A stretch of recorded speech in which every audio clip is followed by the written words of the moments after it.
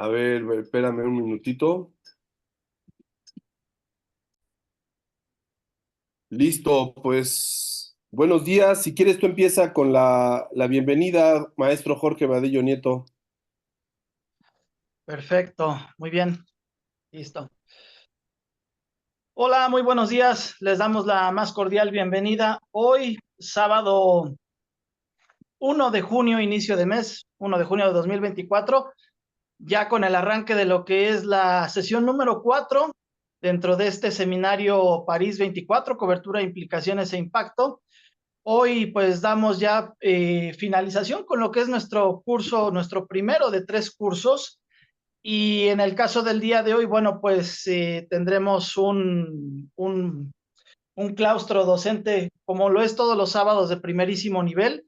Tendremos gente de casa, de la Ibero Ciudad de México, desde luego también de Ibero Puebla, y también justamente a nombre de la Ibero Ciudad de México a través del Departamento de Comunicación, de la Ibero Puebla a través del Departamento de Humanidades y desde luego también de Claro Sports, la emisora oficial de los Juegos Olímpicos de París 24 para 17 países de Latinoamérica. Pues nos complace, insisto, de nueva cuenta, darles la más cordial bienvenida en este esfuerzo conjunto.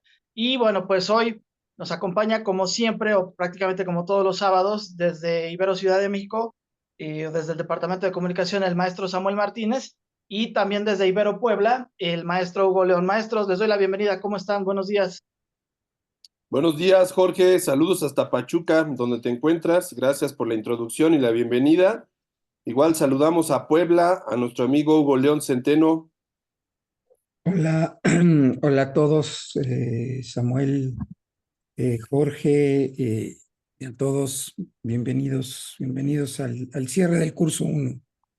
Así Muchas es. gracias, Hoy gracias cerramos el curso uno de estas 4 sesiones, como ya dijo Jorge, y bueno, este curso lo planteamos el inicial como una introducción para recordar algunas cosas. La sesión de la semana pasada, como las dos primeras y como las de presentación, pues han estado muy bien. Creo que fue muy interesante escuchar la semana pasada desde Europa, tanto a Rafael como a Claudia. Y justamente ya que ellos nos dieron las bases un poco desde su perspectiva de los Juegos Olímpicos de la Antigüedad, pues ahora toca darnos una repasada, una introducción también muy rápida quizá, pero esperemos que sirva, para acercarnos un poco al modo en que en la antigüedad se trabajaba el arte y especialmente la literatura, y cómo en estos dos ámbitos, el arte y la literatura, también hubo representación de los Juegos Olímpicos de la antigüedad, ¿no? Por ser un día especial el día de hoy, que es la final de la Champions League, que en México va a transmitirse a partir de la 1 de la tarde, esta sesión la vamos a hacer un poco más corta. Vamos a terminar 1 hora antes, les avisamos. Vamos a tener, en primer lugar, ahorita vamos a escuchar al profesor Carlos Mario Castro, que ahorita lo presentamos. Él nos va a hablar a grandes rasgos, nos va a dar unas bases respecto a la literatura en la antigua Grecia. Después yo platicaré sobre las representaciones de los Juegos Olímpicos en la antigüedad en el arte y la literatura de manera muy general. Después le cederemos la palabra a Hugo León para que nos platique una pequeña introducción a los Juegos Olímpicos modernos. Solo es una pequeña introducción, esto es muy importante decirlo, porque el curso 2 se trata de las 4 sesiones de los Juegos Olímpicos modernos, así que Hugo simplemente nos dará una primera visión ya de lo que son los Juegos Olímpicos modernos, con todas las diferencias que tiene con los Juegos Olímpicos de la antigüedad, que como ya vimos, pues hay unas grandes diferencias, ¿no? Con respecto a lo que pasaba en la antigüedad. Por ejemplo, esto que nos recordó, y ayúdenme a recordar lo que dijo Claudia Olmedo, de que en la antigüedad se practicaba, por lo menos en los Juegos Olímpicos, en Olimpia, desnudos, ¿no?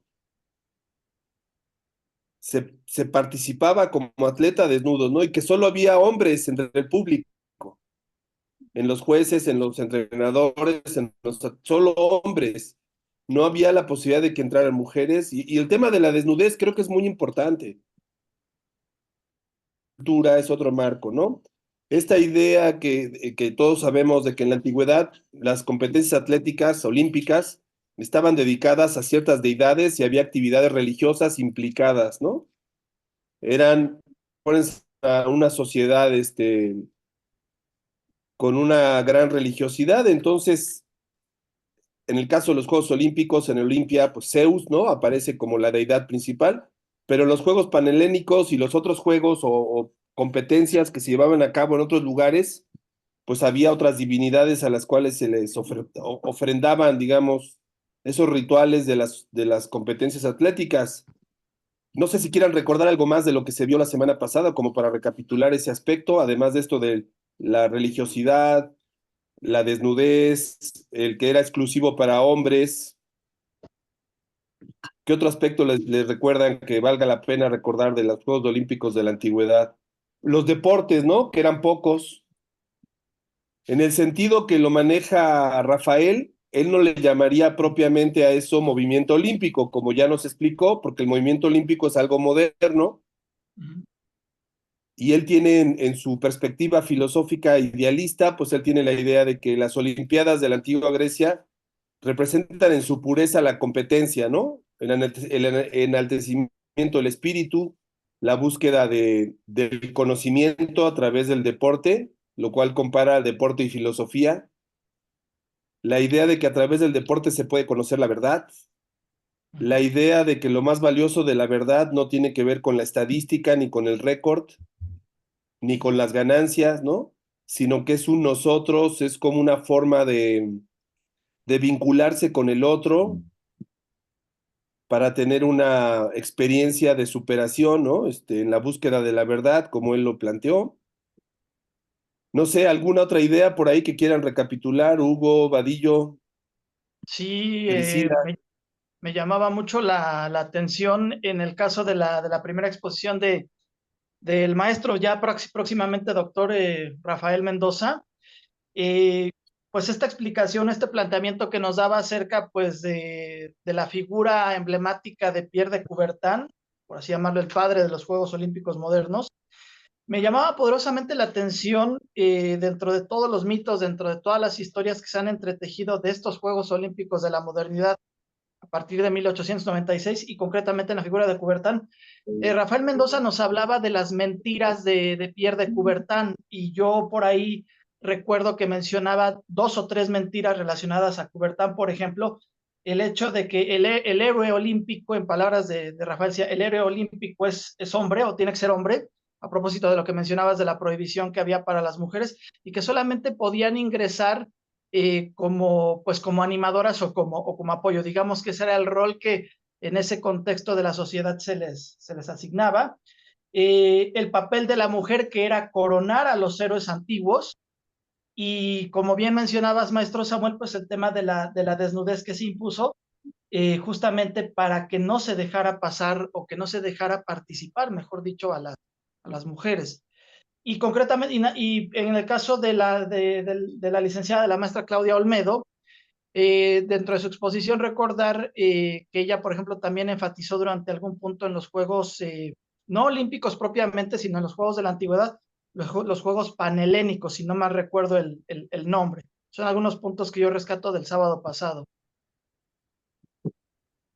¿Tú, Hugo, quieres rescatar alguno? Pues eso, en realidad a mí me gustó mucho lo que nos compartió Claudia sobre los deportes, sobre las características de los deportes, que de repente hay puntos de contacto con los deportes actuales, pero hay otros que no necesariamente.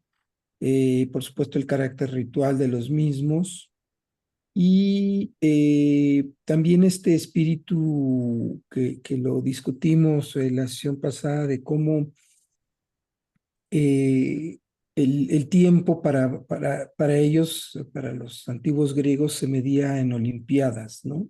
Cada 4 años. Entonces era como una concepción distinta a la que tenemos ahora, ¿no?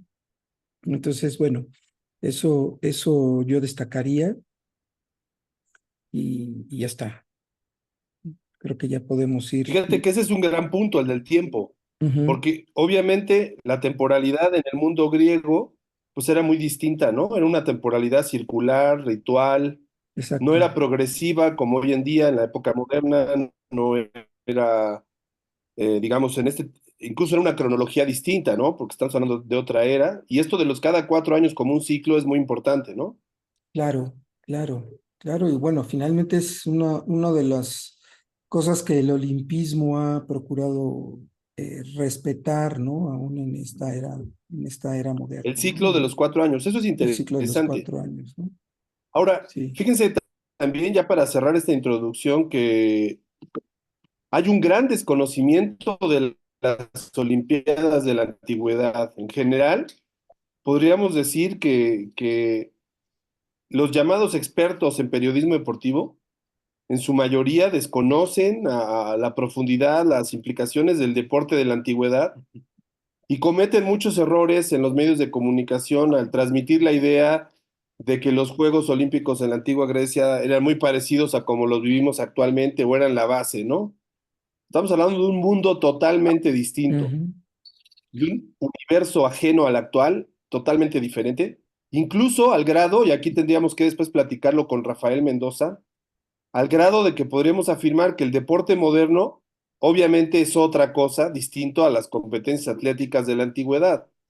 De hecho, a las competencias atléticas de la antigüedad, yo diría que no le llamáramos deportes, que le llamáramos competencias atléticas, juegos atléticos, juegos competitivos, ejercicios físicos, como queramos llamarle, pero no deportes. claro, porque el concepto de deporte es contemporáneo, es moderno, Es moderno, es claro, reciente, es sí, medieval, ¿no? Ajá. Sí, y lo que pasaba en aquella época era otra cosa, totalmente. exacto. Eso es muy importante. Bueno, entonces, si les parece, no sé si Priscila, Erasmo o Ramiro quieran comentar algo antes de que continuemos. Sí, yo me quedé muy enganchada con la última clase, la exposición del profesor y la profesora me encantó de cada uno.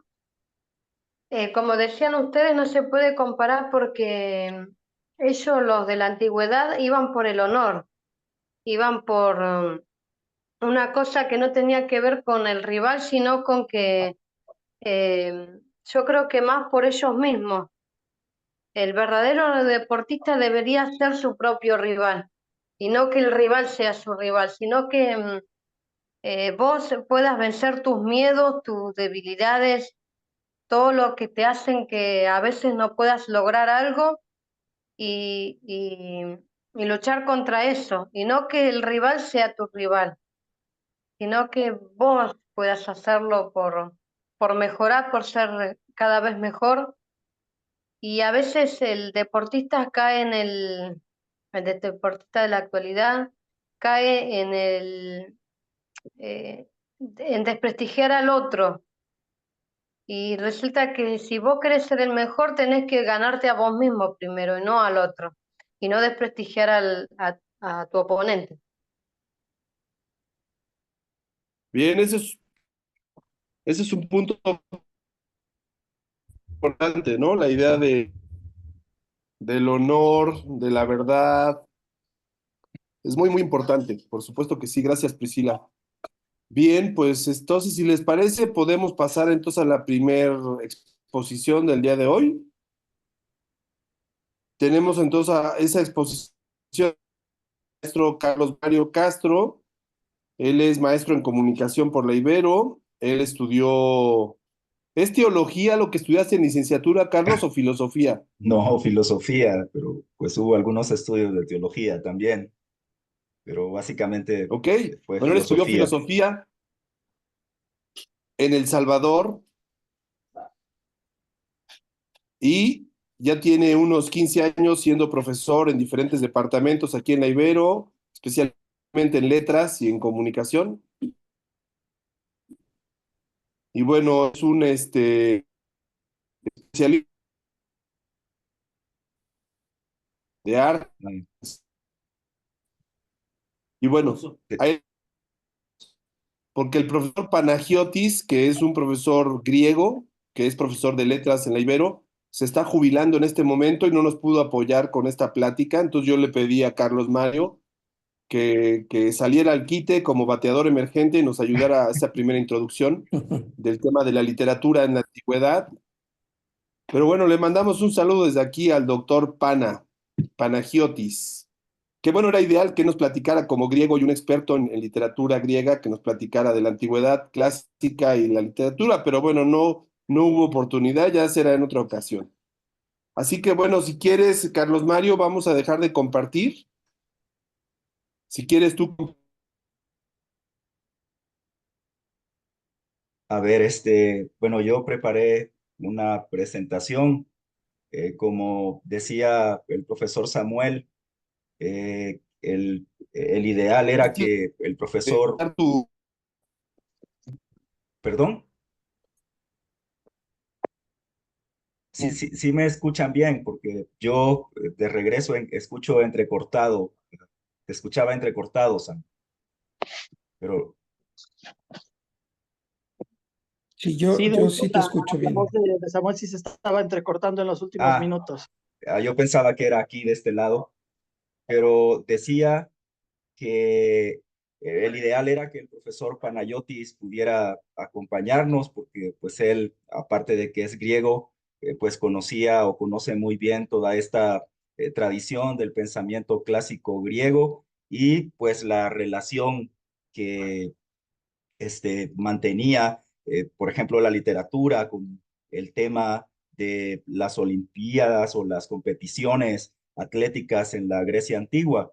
De hecho, al hablar con él, él me manifestaba que pues nada tiene que ver, decía él, lo que acontecía como ideal o como visión clásica de las competencias atléticas con lo que ahora es modernamente una Olimpiada y de que de hecho, comentaba él, cuando fueron las Olimpiadas en Atenas, pues hubo en realidad una tremenda protesta ciudadana porque pues dejó al país económicamente peor de como estaba. Una cosa que contrasta, como vamos a ver, con la visión que sobre todo a partir del siglo sexto, del siglo cuarto, perdón, va a tener las competencias olímpicas en la Grecia clásica, en el sentido, pues hasta cierto punto de contribuir a, o mejorar o tratar de contribuir al mejoramiento de la ciudad-estado en este caso. Es decir, había en cierta manera una especie de compromiso de virtud ciudadano de los que participaban en estas competiciones con con el tema de la política y del Estado, como lo vamos a ver. Entonces, lamento mucho que nos hubiéramos perdido esta, hubiera sido muy buena exposición, aparte de que anda radiante el profesor Panos, porque siendo griego, pues él es también americanista y está contento porque el América ganó el campeonato un poco polémicamente el domingo pasado. Entonces, también siente con mucha pasión este tema del deporte, como decían más modernamente. No sé, yo preparé y aquí yo voy a ceñirme fundamentalmente pues a algunas ideas que no son propias sobre este tema eh, y que tienen que ver más con un trabajo de un académico de la Universidad Complutense de Madrid que el profesor Samuel me compartió. Él se llama Fernando García Romero. Entonces yo voy a subirme a las espaldas de Fernando García Romero para pues poder decir alguna palabra sensata y que tenga sentido sobre este tema de la relación entre pues literatura y prácticas deportivas o prácticas atléticas en la Grecia clásica. Yo hice acá una pequeña presentación, creo que la puedo compartir, ¿no? A ver,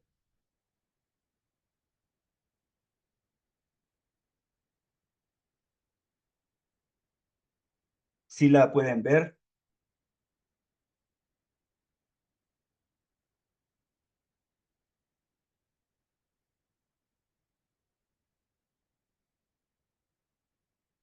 Sí pueden ver la presentación. Sí, sí se ve, sí se Ah, ve. quiero ponerla en modo de... Ay, ¿qué pasó? Aquí está. Y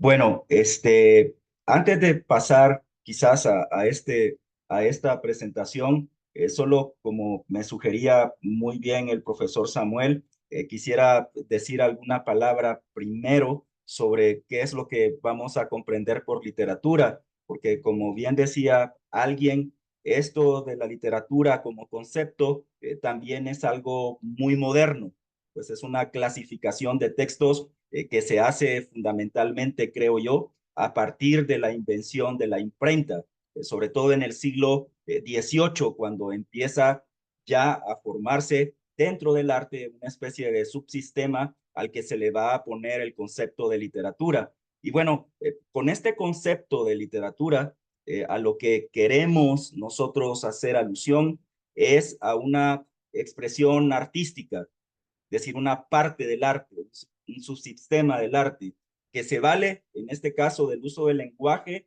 oral y también escrito. Es decir, las dos formas a través de las cuales pues se construyen estos textos que vamos a llamar literatura. Y obviamente, pues esto tiene que ver, como decía, con que la imprenta, el invento de la imprenta en el siglo XV, amalgama y convierte a la oralidad, que era lo que tenía como el primado fundamental, lo convierte en literatura. Y en este sentido, pues lo que vamos a ver a partir de entonces, quizás concretamente a partir del siglo XVIII, es que este invento también moderno que se va a llamar autor, antes no había autor, va a hacer uso, vamos a decir, de la comunicación artística a través de la palabra, ya sea oral o escrita, para poder, en este sentido, expresar una idea, un sentimiento, una experiencia o una historia real o ficticia, de manera obviamente no convencional, sino de la manera propia, específica, que el arte tiene para comunicarse. Entonces, eso es lo que quisiera yo comprender sencillamente como literatura, pues un despliegue a partir de la invención de la imprenta, en donde básicamente se va a recoger el lenguaje oral o escrito en la forma pues de un libro o de literatura como tal, ¿no? Entonces, con eso, quisiera también decir, antes de pasar a la exposición propiamente dicha, quisiera decir una pequeña palabra también sobre el asunto, porque precisamente es esto de la literatura, el invento de la literatura, pues sobre todo en el siglo XVIII, lo que nos va a permitir distinguir una famosa controversia que se dio, es decir, sobre todo en el Renacimiento, que va a ser entre lo clásico y lo moderno. Creo yo que esto es muy importante porque ya el profesor Samuel, creo que el profesor Alberto Vadillo también, algún otro por ahí lo mencionaba, pues no podemos nosotros intentar pensar con nuestras categorías modernas o comprender con nuestras categorías y conceptos modernos lo que existía antes, pues, de que irrumpiera esta modernidad entre nosotros, sobre todo a partir de, pues, el tema del Renacimiento. Como decía, en el Renacimiento se dio una especie de gran controversia entre lo que se llamaba lo clásico, es decir, eso fue lo que permitió distinguir entre lo que se llamaba lo clásico y lo que se empezó a partir de ese momento a llamar lo moderno. Ahora, yo creo que es importante, puesto que vamos a hablar de la Grecia clásica, comprender un poco a qué nos estamos refiriendo cuando hablamos de algo clásico. En este sentido, yo quisiera decir que, pues desafortunadamente, nos han acostumbrado a la imagen aburrida y muy lejana de los clásicos, desde una posición moderna. Esos hombres, algunas mujeres del pasado, cuya vida y obra nunca envejecen y que de alguna manera, pues son fundamentales, como estamos haciendo este ejercicio acá, de retrotraernos a lo clásico para comprender lo moderno, que son fundamentales para comprender nuestro presente. Pero creo yo la potencia de este viraje a lo clásico está en que nos da herramientas para poder imaginar y poder entrever mejor el futuro de pues nuestras realizaciones en esta sociedad. Aquí quiero citar a un autor de nombre Osip Mandelstam, que decía él que el clasicismo es el arte de la revolución, decía él, porque fundamentalmente lo que vamos a ver nosotros con este viaje a lo clásico es que en esas experiencias de lo clásico, lo que acontece es hasta cierto punto la invención de algo que todavía no existía. Por ejemplo, en el caso de la Grecia clásica, esta como aparición de competiciones atléticas con determinados sentidos, variando un poco la época en que éstas tuvieran lugar. Entonces, Osip Maldestán, este poeta europeo, decía que lo clásico es el arte de la revolución. Sin embargo, pues el espíritu transgresor y explosivamente revolucionario que nosotros podemos encontrar en los clásicos, a mi ver, un poco se encuentra petrificado, confinado contra su voluntad, voy a decirlo de una manera quizás literaria, en esculturas y bustos de yeso, desde donde estos clásicos nos miran con la tristeza y la resignación del encarcelado que añora su libertad.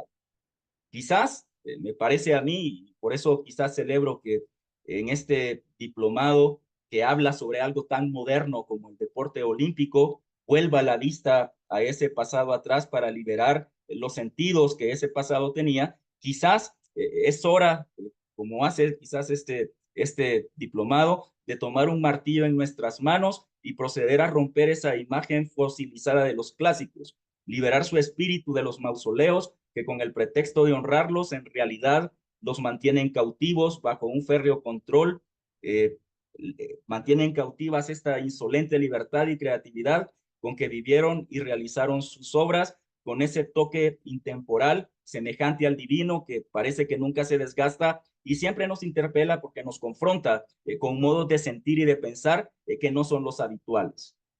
Y aquí solo para cerrar esta como consideración de la importancia de volver a lo clásico para repensar lo moderno, el valor de lo clásico precisamente consiste en ayudarnos a saber mejor de dónde venimos, quiénes somos, en prestarnos pues sus herramientas para reinventarnos y en ayudarnos, vamos a decirlo así, espiritual y socialmente en la crisis de nuestro tiempo, a tratar pues nosotros también de ensayar nuevas respuestas a la eterna pregunta por el sentido y finalidad de la aventura y viaje de la sociedad en la que nosotros nos encontramos.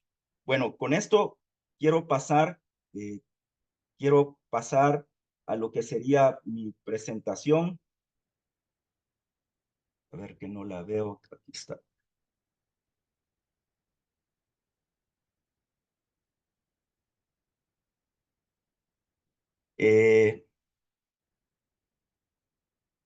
Sí se ve la presentación, vuelvo a preguntar.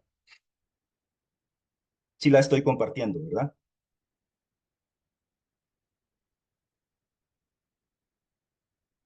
Hola. Sí, sí se ve. Se Muy ve, bien, sí. sí. Sí se ve, ¿no? Bueno, aquí lo que yo voy a tratar de describir es un poco lo que presenta este autor, Fernando García Romero, sobre las relaciones que habían entre lo que era la competición, pues en este sentido olímpica, con la literatura en la Grecia clásica. En este sentido, para ir distinguiendo etapas, el deporte griego, bueno, quizás no vamos a usar la expresión deporte porque es muy moderna, pero las competiciones atléticas griegas arrancan fundamentalmente con las culturas minoica y micénica. Pero, y aquí viene una distinción muy importante, va a ser la Ilíada, esta gran obra de un no sabemos quién fue Homero, el poema con el que va a comenzar primero la literatura europea, visto desde la modernidad, pero también va a ser la obra con la que empieza también hasta cierto punto la historia de nuestra literatura deportiva, ya dicho modernamente. Y esto fue en el siglo VIII antes de Cristo, es decir, en el siglo de la fundación de los Juegos Olímpicos. A este respecto, en la Ilíada, en el canto 23, por ejemplo, se da cuenta de 640 versos dedicados a describir los juegos funerarios con que Aquiles honra a Patroclo, y en donde la competición más destacada, entre muchas otras, fue la carrera de carros. Y hasta cierto punto, y esto quizás es importante mencionarlo, por la emoción, porque sí conmueve mucho la manera en que se describe pues esta honra fúnebre atlética que Aquiles dedica a Patroclo, por la emoción de la narración, ahí estaría, este es como un agregado que yo haría, ahí estaría también el germen de lo que modernamente se va a llamar la crónica deportiva, es decir, para decirlo con este concepto, una literatura específica del campo del deporte que se va a especializar precisamente en describir como crónica lo que acontece en la competición deportiva. En este sentido, lo que quiero observar como primera etapa de esta relación entre lo que va a ser la competición atlética y esta aparición en lo que podremos llamar desde la modernidad literatura clásica griega, lo que deja registrado es que estas competiciones deportivas, a diferencia, por ejemplo, de las nuestras, tenían un marcado carácter religioso, por lo menos del siglo cuarto, van a tener un marcado carácter religioso, es decir, como dice Fernando García Romero, se desarrollaban estas competiciones principalmente en el marco de festivales religiosos y eran un acto de culto, en tanto que el deporte moderno, por ejemplo, dice Fernando García Romero, es un espectáculo completamente profano. Aunque quizás habría que agregar incluso en esto muy profano, de pronto hay como elementos religiosos presentes en el sentido, por ejemplo, de las manifestaciones de pasión o las manifestaciones quizás de fe. O sea, lo que quiero decir, que muchas veces modernamente también el deporte se convierte en una especie, moderno, se convierte en una especie de religión para quienes pues lo siguen o para quienes se apasionan con él. Aunque hay que decir también, a propósito de esto, que los poemas homéricos también, en esa literatura de los poemas homéricos, se documentan o se documenta o hay el registro de una vertiente laica del deporte griego. Es decir, la práctica del deporte como una diversión y por el mero placer de competir y también demostrar cada uno su propia capacidad física. Yo diría aquí lo siguiente, que todavía en esta forma muy antigua no está totalmente diferenciada, no está totalmente distinguido lo que sería el espectáculo completamente profano, es decir, y lo que sería, no está tan distinguido, perdón, lo que sería la práctica deportiva, la práctica competitiva como religión y la práctica deportiva como profana o como laica. Es decir, eso va a ir pues caminando quizás a la par y va a ir hasta cierto punto diferenciándose o separándose ambos aspectos hasta la modernidad.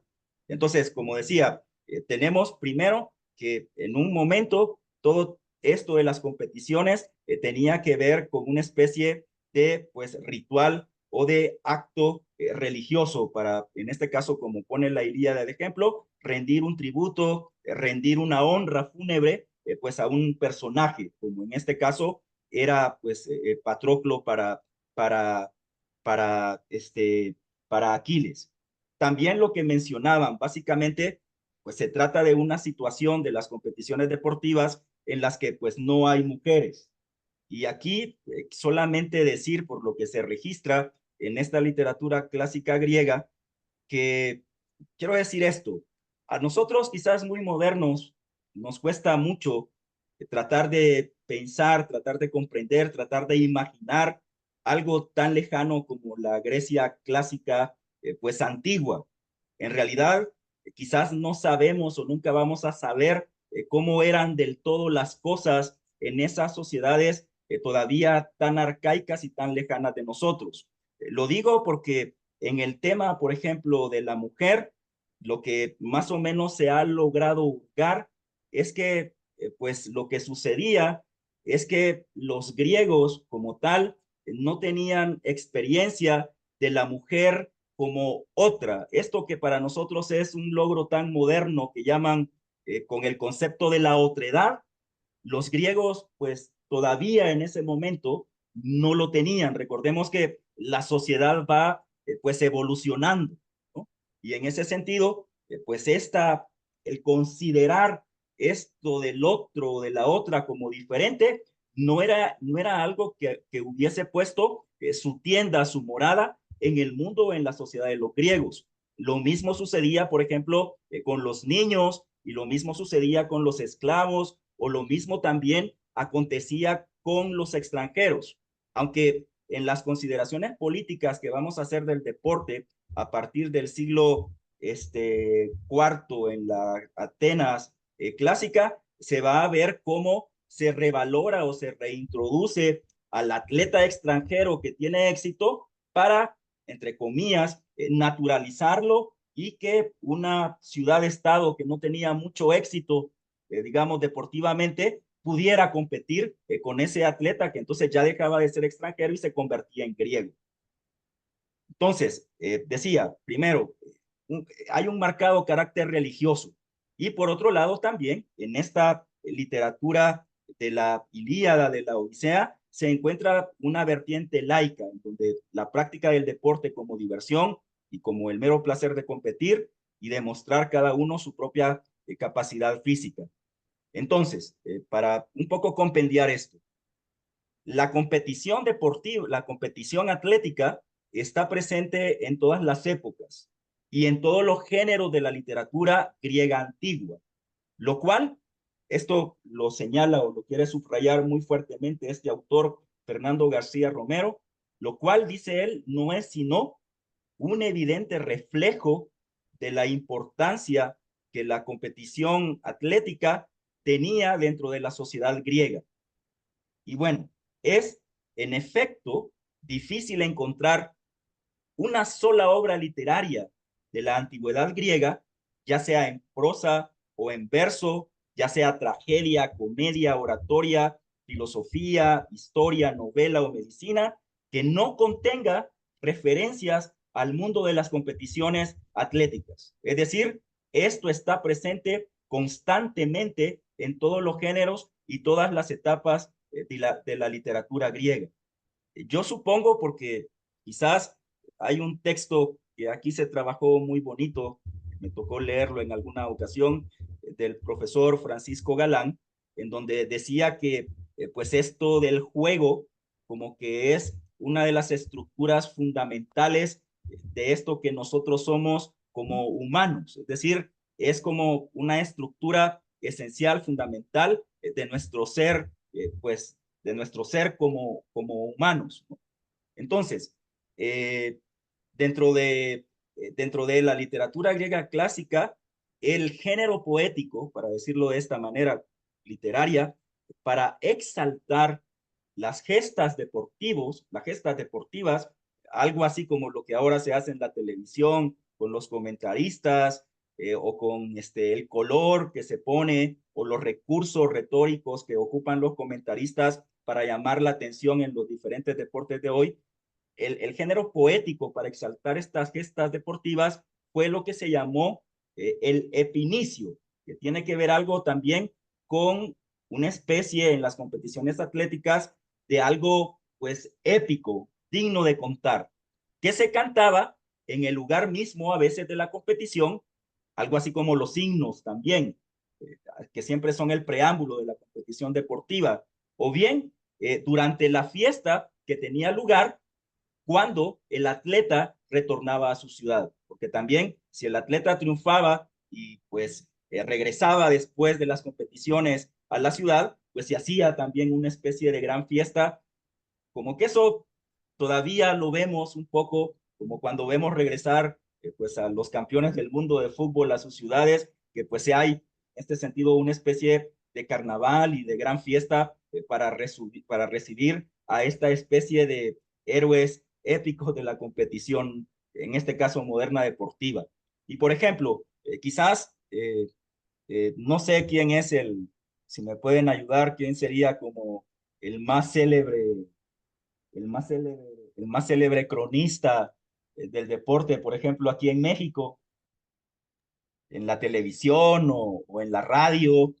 Es decir, ¿a quién dirían ustedes que es como el más paradigmático de los cronistas deportivos, ya sea oral, sobre todo oral, aquí en México? ¿A quién recordarían, por ejemplo? Híjole, nos metes en aprietos, colega. Algunos dirían el mago Septién, otros dirían el perro Bermúdez, otros Bueno, por ejemplo, dirían... bueno, quizás voy a hacer una cuestión un tanto loca acá, pero así como el perro Bermúdez es de la lucha libre, ¿no? No, no, él hizo fútbol, Ah, sobre no. todo Ah, fútbol. bueno, pero bueno, lo que quiero decir es que, por ejemplo, quizás la máxima expresión que este pinicio, que este canto hasta cierto punto épico alcanzó en la Grecia clásica fue en Píndaro, para quien el atleta, y esto no hay que perderlo de vista porque hasta cierto punto es como una especie de retrato de lo griego y de todo lo que querían hacer los griegos con su proyecto pues de sociedad o de sociedad arcaica lejana para nosotros, para Píndaro, que sería pues como el paradigma del cronista de competiciones olímpicas en ese tiempo, el atleta es el hombre ideal. En este sentido, la representación que hace es que es la más perfecta plasmación del aristócrata. Es el hombre, y esto es literal porque no había mujeres, que destaca tanto por sus cualidades físicas como por sus cualidades intelectuales y morales. Lo que decíamos en un principio, puesta siempre al servicio de la comunidad, es decir, en beneficio de la buena marcha de los asuntos de la ciudad. Y bueno, ¿qué era lo que se pretendía, o por lo menos lo que quería Píndaro, que podríamos decir era el más grande cronista pues, olímpico de su tiempo en la Grecia clásica? Es que la finalidad de esos cantos, o la finalidad de esas crónicas, si las podemos llamar así, era que la victoria atlética y su canto por parte del poeta proporciona así las dos cosas más ambicionadas por, en este caso, el contexto social griego en que Píndaro vivía. El ser admirado en vida y el ser recordado tras la muerte. Porque eso va a ser muy importante. Es decir, el griego clásico, pues fundamentalmente mucho de lo que hace con el tema de la épica es precisamente para ser admirado, pero sobre todo para ser recordado tras la muerte. Y es como una especie de preocupación presente en muchos de los escritos, que nadie sucumba, algo que se decía al principio, al olvido terrible del tiempo, sino ser recordado tras la muerte. No obstante, y aquí vamos a dar un giro a otra etapa, los grandes cambios que se van a producir en todos los aspectos en el siglo V antes de cuarto, es decir, en este caso, el arribo de otro tipo de pensamiento y de comprensión de la realidad que va a ser la filosofía, que además la filosofía va a destronar o va hasta cierto punto a desarticular y a armar de otra manera las antiguas explicaciones que eran la de los mitos, van a hacer que muy pronto este ideal humano aristocrático, este exaltar a las competiciones olímpicas, quede rápidamente trasnochado. Y lo que vamos a ver, así como esto es muy importante, lo que vamos a ver es que este ímpetu crítico de la filosofía que va a comenzar su andadura a partir del siglo V en adelante en la Grecia clásica, va también a hacer una crítica hasta cierto punto despiadada en sus textos de lo que va, o bueno, en el comienzo de sus textos, de lo que va a ser la competición o lo que son, o lo que va a ser la competición olímpica, o una crítica también de la figura de quienes competían en esas Olimpiadas. Entonces, para decirlo de esta manera, a partir de este siglo, como decía, con el arribo implacable de la observación de la filosofía, muchas de las más destacadas voces del mundo griego, que por otra parte hay que decirlo, no negaban los beneficios que la práctica de lo atlético proporciona al bienestar físico e intelectual, van a atacar, ya lo decía antes, enérgicamente el deporte de competición. Y en esta etapa, más que enaltecer o cantar las épicas de quien compite atléticamente, en esta etapa van a centrar, o el blanco de sus críticas va a estar en dos aspectos. El primero, en la exagerada valoración social de las cualidades físicas por encima de las intelectuales. Y aquí esto introduce también un problema que quizás la adopción de lo griego por el cristianismo, más adelante con Agustín de Hipona, va a volver más un problema que, así como los griegos tenían una dificultad muy seria, bueno, los griegos intelectuales y demás, con el tema de la mujer, por ejemplo, también van a tener un problema muy fuerte, muy central con el tema del cuerpo. Porque como vamos a ver en su filosofía ideal, el cuerpo pues era un estorbo al que no había que prestarle pues mayor atención, porque más bien había que liberar eso que ellos llamaban el alma de esa prisión del cuerpo. Entonces, eso va a llevar a que pues muchos filósofos, como vamos a ver más adelante, como Genófanes o también Sócrates, ataquen enérgicamente el deporte de competición y centrando, como decía, esta crítica en que hay una sobrevaloración social de cualidades físicas por encima de las intelectuales, que son las que cuentan. Acuérdense también que un asunto muy importante en el pasado griego clásico era que pues el que trabajaba con las manos, el artesano, estaba muy mal visto, porque trabajaba con su cuerpo. Es decir, lo que tenía la primacía era pues este aristocratismo de trabajar intelectualmente. Es decir, el ocio que se hacía o que se buscaba para poder tener tiempo para pues pensar en los grandes como problemas intelectuales de la Grecia clásica de ese tiempo. Entonces, esto llevó a que se criticara pues o a que se viera de una manera totalmente peyorativa esta pretensión de exaltar las cualidades físicas en las competiciones olímpicas por encima de las intelectuales. Y que obviamente esto se traducía como ahora en por ejemplo, también criticaban eso, las desmesuradas recompensas económicas que recibían los atletas y sobre todo en la devoción popular que ellos recibían casi también como especie de deidades o de pues semidioses en la Grecia clásica. La otra crítica, aparte de la anterior, tenía que ver, y esto es como muy importante, vamos a decir, para lo que va a suceder con el aparecimiento de Hipócrates y de Galeno. La otra crítica va a tener que ver en estas representaciones que se hace de lo olímpico o de la competición en la Grecia clásica, va a tener que ver con el régimen de vida que los deportistas se veían obligados a seguir, que podían resultar perjudiciales para la salud y no contribuían a la formación de un cuerpo bello y armonioso. Acuérdense, todo el ideal de lo griego en todas sus expresiones a partir del siglo V va a ser la creación o la construcción de lo bello y armonioso.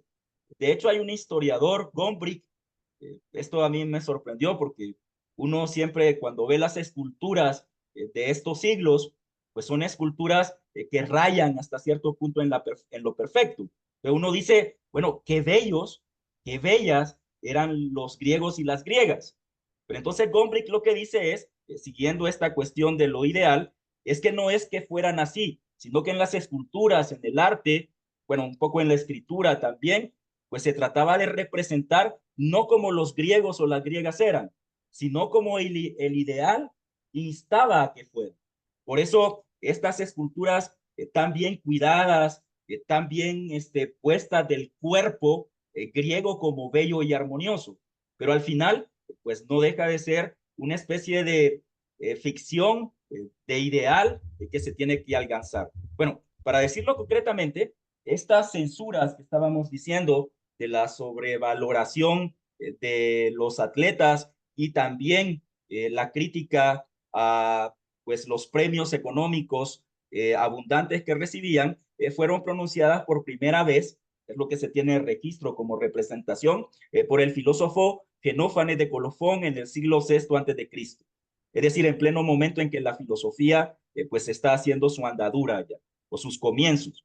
En este sentido, por ejemplo, también ya en el siglo IV, con todo el esplendor de Atenas, bueno, comenzando con la decadencia de Atenas, porque la ejecución de Sócrates, pues juicio que lo condena a la pena de muerte, pues significa también el declive un poco de o la perversión de los ideales democráticos para ese tiempo, lejano al de nosotros, de la pues Grecia clásica. Por ejemplo, Sócrates propuso en el juicio, en su defensa a los jueces, propuso a los jueces de manera irónica que lo castigaran con uno de los privilegios que las ciudades concedían a los atletas como recompensa por sus victorias. Es decir, había este asunto también, la manutención de por vida a expensas públicas. Es decir, las ciudades, sus grandes atletas, vamos a decir, les daban el equivalente moderno de hoy a una especie de pensión vitalicia por todo lo que habían honrado a la ciudad al triunfar y al obtener, digamos, pues los premios que se obtenían en estas Olimpiadas. Aquí quiero recordar yo, porque parece que fuera en este tiempo, pero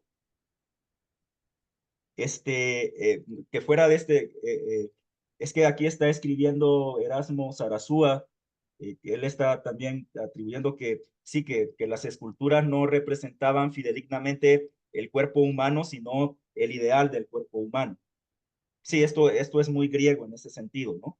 Pero quería recordar yo que hace unos años en El Salvador, bueno, ustedes conocerán al mágico González, a Jorge González Varías, que fue quizás la máxima expresión del fútbol centroamericano, quizás latinoamericano también, en España jugando con el Cádiz.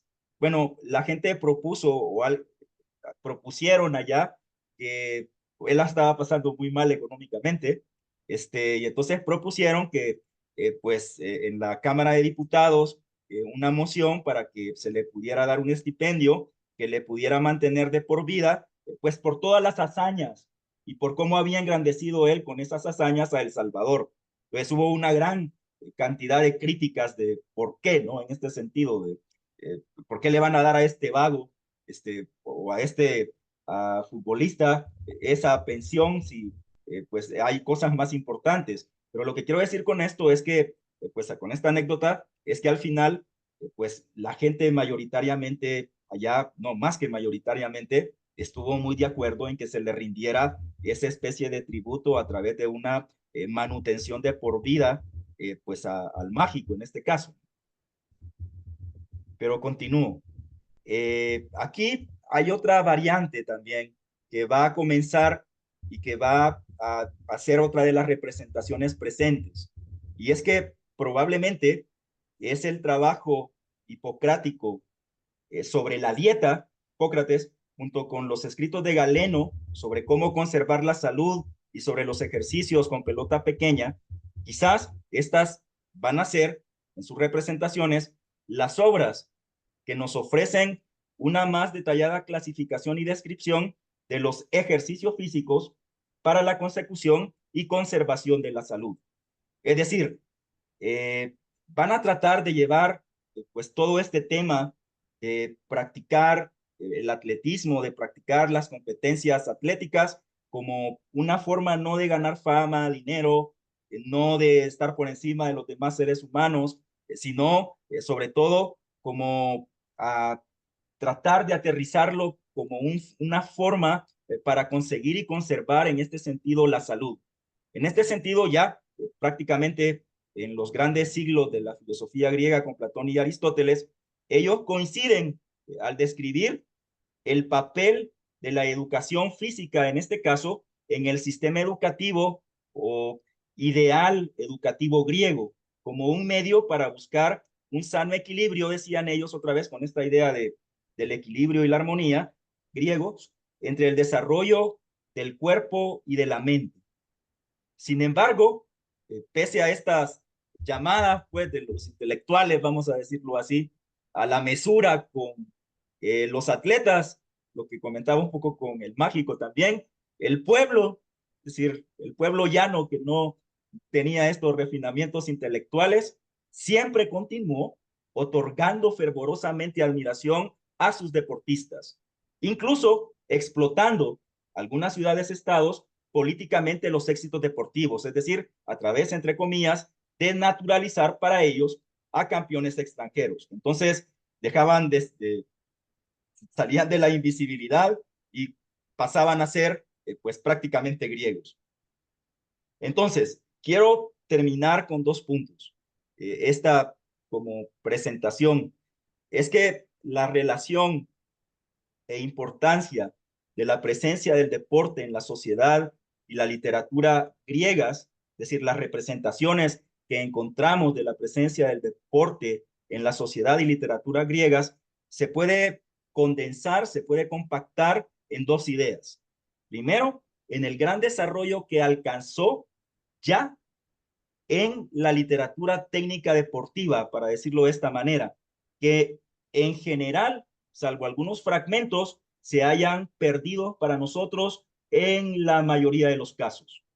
Pero sobre todo está esta gran idea, esta gran visión, esta gran imaginación, podríamos decirlo así, que nos legaron para nuestro tiempo, de que la formación física fue siempre uno de los pilares básicos del sistema educativo griego, que en la Atenas clásica se proponía como meta la consecución de un equilibrio entre el desarrollo de las cualidades físicas y de las cualidades intelectuales.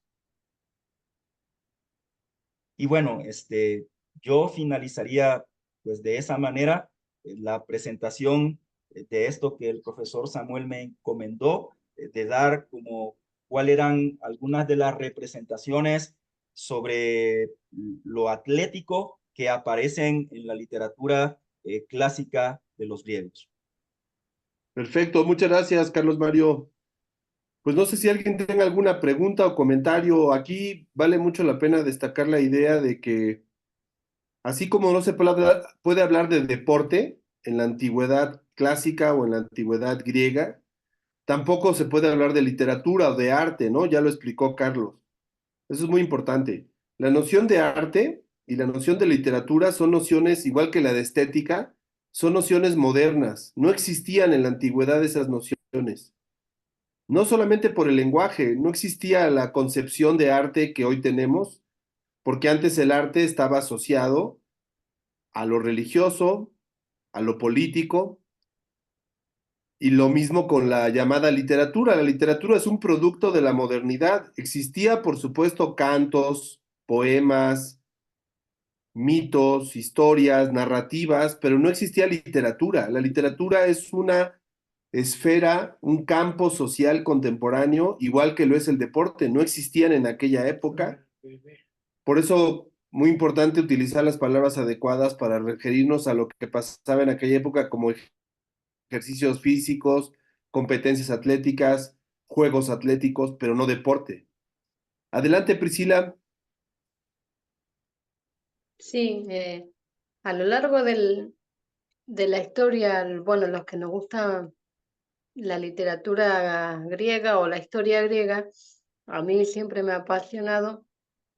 Sabemos que toda la literatura antigua de ella estaba ligada a todas esas cosas, como la exaltación a los dioses. Ellos hacían todos ritos, como decía el profesor, a los dioses, a la figura de los hombres. Y como decía él, las estatuas que ellos hacían eran más parecidas a lo que ellos veían como una divinidad y no como una persona común. Todas las estatuas que ellos tienen está más referido a eso. Por eso que muchos dicen que no se parecen a lo que realmente son los griegos, porque son personas comunes como el resto de los mortales. Pero claro, ellos como que divinizaban todo. Y también tenía mucho que ver la política en toda su literatura. La guerra, la política, todas esas cosas. A Homero se lo vio mucho escribir sobre todo eso, como decía el profesor. A mí me encantaban sus libros de la Odisea y la Ilíada, que creo que me los leí en una semana. Y ahí se ve mucho todo eso y es muy apasionante cómo se enfocan en exaltar a la figura divina, no solo el hombre, el héroe, era más parecido a un dios, como ellos lo llamaban. Bueno, esa sería mi opinión.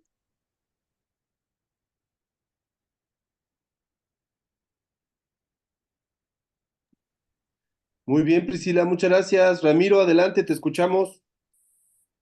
Gracias, Samuel. Buen día a todos. Maestro Carlos, gracias por la exposición.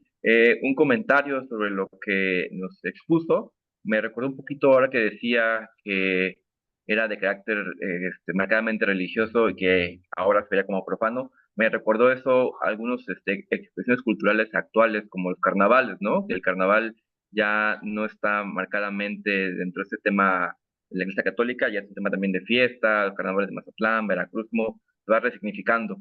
Y quería preguntarle, doctor Carlos, maestro Carlos, fuera de las polis, fuera de la Grecia antigua, ¿cómo otras culturas veían o si es que les llegaba estos juegos de la antigua Grecia? O sea, tenemos como registro, lo pregunto porque lo desconozco, ¿no? ¿Alguna otra cultura que lo registrara de cómo se vivía o cómo lo veían desde fuera? Gracias.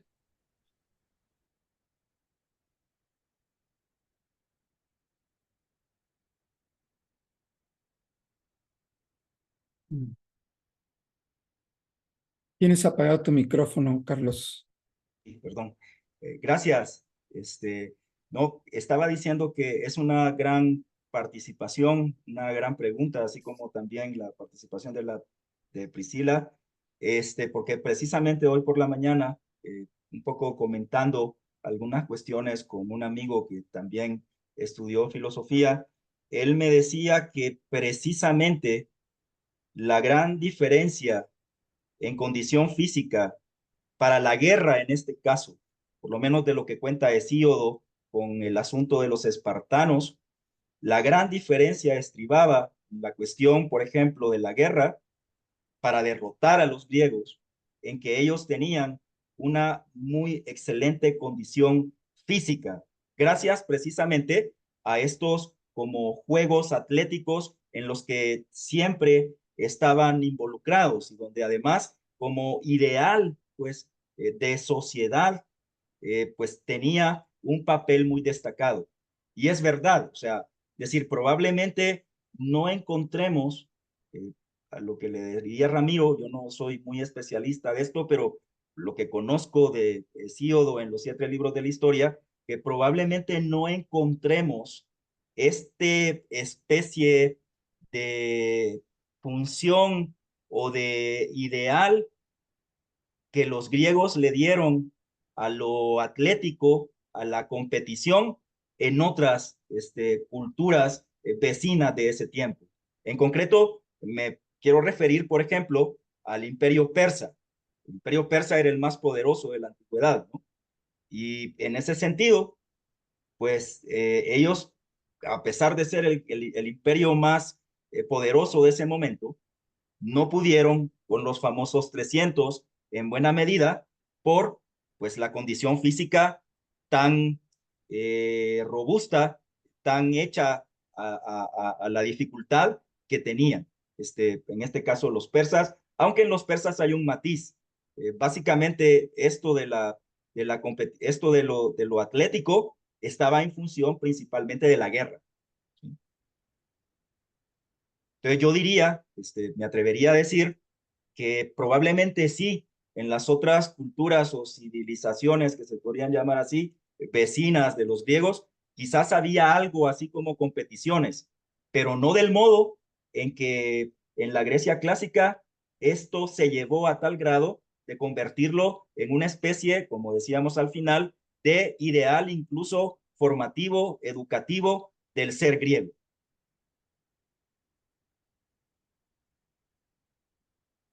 De hecho, si me dejas agregar ahí, esta pregunta es muy importante porque Sí, es muy importante esa pregunta. recordemos que para la época de la Grecia clásica, o sea, siglo V, siglo VI, siglo IV antes de nuestra era, o sea, hace 2500 años, todos los que estaban más allá de la polis griega eran bárbaros, eran los extranjeros. Por supuesto, los pueblos de extranjeros, para los griegos, que eran los dominantes en su momento, y después los romanos,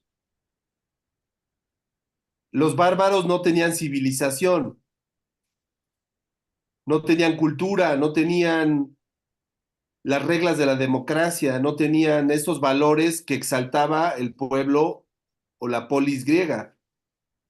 Entonces, desde fuera seguramente veían con azoro estas prácticas atléticas de los griegos, no porque no tuvieran, sino porque eran diferentes.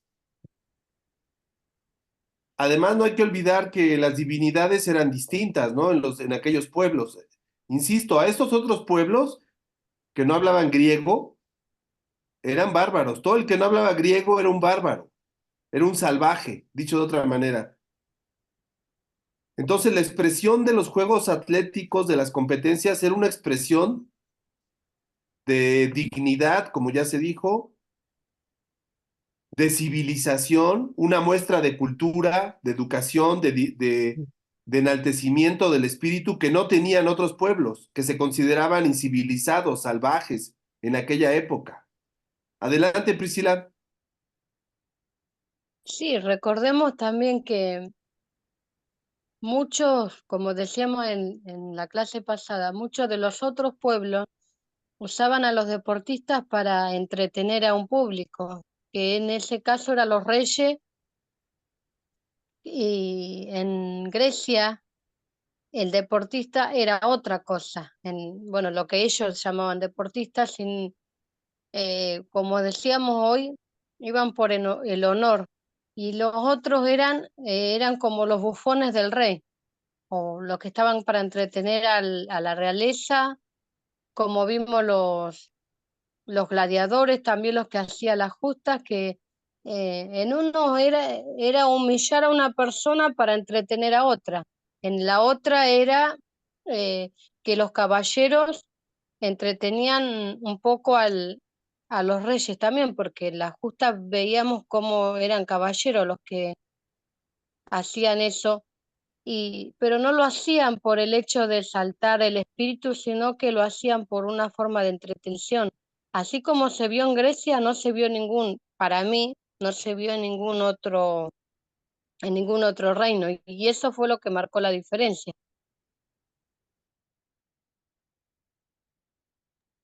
De acuerdo. ¿Algo que quieras agregar, Carlos Mario, ya para despedirnos de esta primera parte? Bueno, sí, pues también tener presentes, quizás en algún momento lo puedan ustedes, traer a colación que también en el mundo clásico de los pueblos originarios aquí en México, no sé si en lo maya o no me acuerdo, pero también hubo unas especies de prácticas atléticas que en este caso pues llevaban el nombre de juegos florales, ¿no? Y donde pues también había esta intuición de que pues hacer estos juegos florales deportivos o atléticos pues tenía también una especie de sentido pues para su cultura, ¿no? Eso sería muy bonito que pudieran también rescatarlo en como me parece a mí importante seminario, que además están tratando de observarlo desde diferentes ángulos.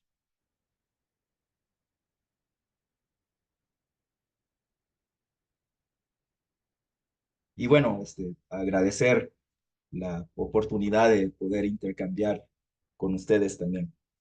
Perfecto, pues muchas gracias. Priscila, ¿quieres comentar algo?